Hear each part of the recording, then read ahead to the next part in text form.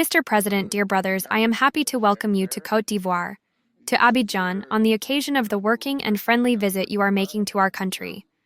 I know you are well acquainted with Côte d'Ivoire, and I thank you for this sign of attention.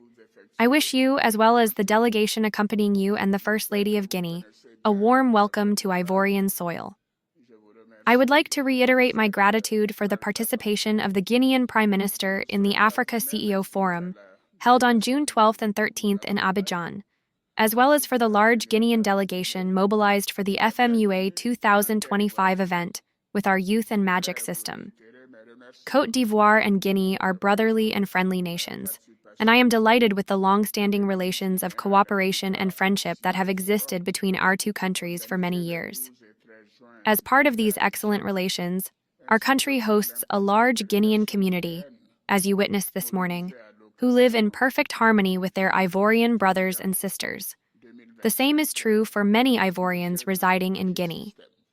Your visit provides us with an opportunity to address matters of common interest with a view to further strengthening these excellent relations. Mr. President, dear brother, we have just had an in-depth conversation that allowed us to discuss subjects of mutual concern, particularly our bilateral economic relations and the security situation in our respective countries and in the sub-region. We also exchanged views on the political situations in both our countries. For several months, Guinea has been going through a critical phase in its history. Côte d'Ivoire is, of course, following this development with great interest, along with the efforts being made to return to constitutional normalcy. Together with the President of Ghana, I was one of the heads of state who visited you after the change in Guinea. Our wish is to see Guinea regain its former glory and resume its path toward economic and social progress for the benefit of the Guinean people. In this regard, I would like to congratulate you on the significant progress made in development through your Simandu 2040 program. With respect to bilateral cooperation, we have observed an increase in overall trade between our two countries, which grew by 78% last year. Although this figure appears impressive, the trade volume of around 100 billion CFA francs does not reflect the full economic potential of our two economies. We must do more and do it better.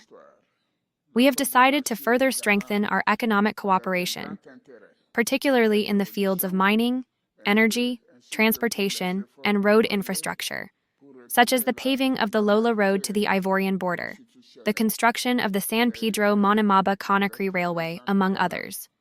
We also agreed to organize the third session of the Côte d'Ivoire-Guinea Joint Commission for Cooperation as soon as possible, and to accelerate the process of demarcation and physical delimitation of our shared border.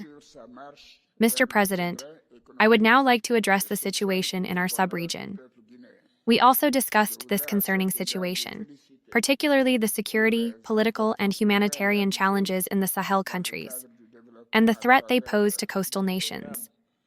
We have decided to continue providing assistance to enable Sahel countries to address their humanitarian and security needs, because we are all affected by these difficult circumstances.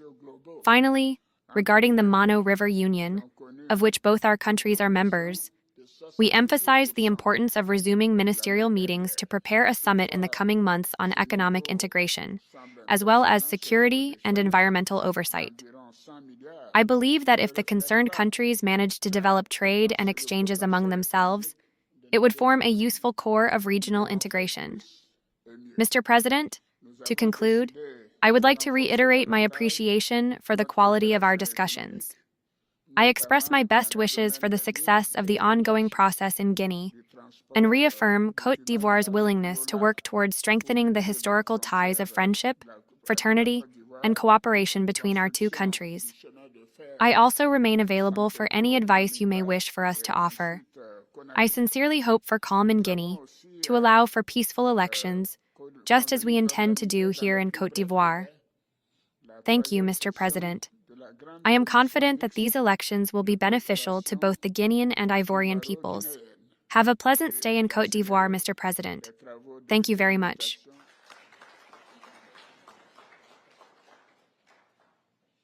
Your Excellency, Mr. President, dear elder brother, it is a great honor for me to make this visit to the African land of Côte d'Ivoire.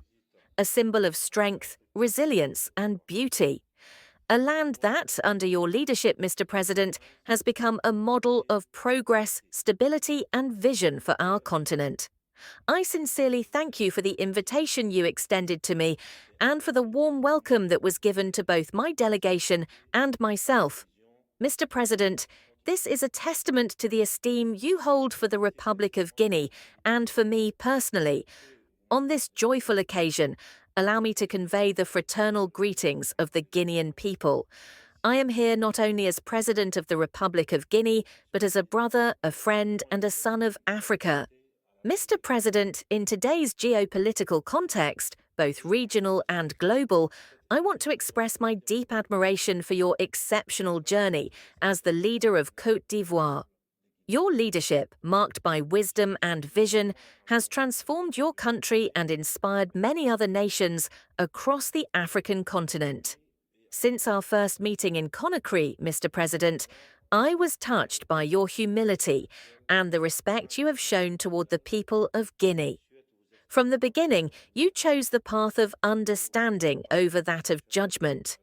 We also know that you played a significant role among your peers in helping others better understand the Guinean context. For that, I sincerely thank you. I am convinced that effective cooperation is based on mutual trust, attentive listening, and respect.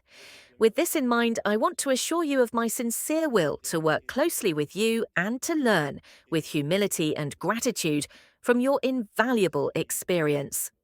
Likewise, I hope that our own experiences can also contribute to your reflections and strengthen our joint efforts to build a bold, harmonious, and prosperous future for both our nations, a future that meets the aspirations of our peoples. Our two nations share a rich history, one woven from common struggles and shared successes. We are neighbors, but more than that, we are family.